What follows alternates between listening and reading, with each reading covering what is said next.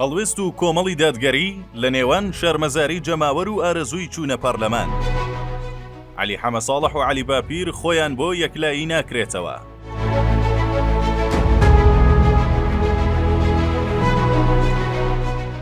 هەریەکە لە عەلی باپیر سەرۆکی کۆمەڵی دادگەری و عەلی حەمەساڵحی بڕیاردەری ڕەوتی هەڵوێست تەنها 3 ڕۆژ دوای ڕاگەاندنی ئەنجامی بەرایی هەڵبژاردنەکان لە کۆبوونەوەیەکدا بڕیاری بایکۆتی پەرلەمان و پرۆسەی سیاسیاندا و گوتیان ناچینە ئەو پەرلەمانەی کە دیزاین کراوە. بەڵام تەنها دوای 1 هەفتە لە کۆبوونەوەی دەستەی بەڕێوەبردننی ڕەوتی هەڵوێست بڕیاردرا بچنەوە پەرلەمان، بەڵام بەگلەیی زۆرەوە لەگەڵەوەی پەیمانیان بە کۆمەڵدا بوو کە نەچنە پەرلەمان.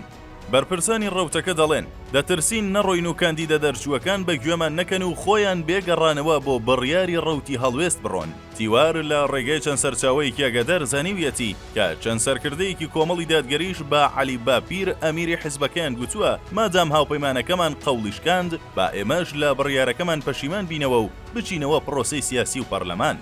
بەڵام لە نێو کۆمەڵدا زیاتر کێبڕکەی دووباڵە سەرەکیەکە ڕێگرە لە پەسەندکردنی ئەم بڕیارە و بەرەی سلێمانیەکان دەڵێن ئەوە خواردنەوەی پیاڵە ژەهرەکەیە. لەگەڵەوەی 5 پارتی سیاسی و 8 کاندیدی سربەخۆ گلەیی و ناڕەزایەتی توندیان لە ئەنجامی هەڵبژاردنەکان هەبوو پێیان وابوو ساختەکاری لە دەنگەکانیاندا کراوە، بەڵام ئەوەی تیوار زانیویەتی تەنها 2 پارتیان سکاڵایان نووسیوە و سکاڵاکانیش بەڵگەی ساختەیان هێند لاواز بووە کۆمیسیۆن دەست بەجێ ڕەتی کردوونەتەوە.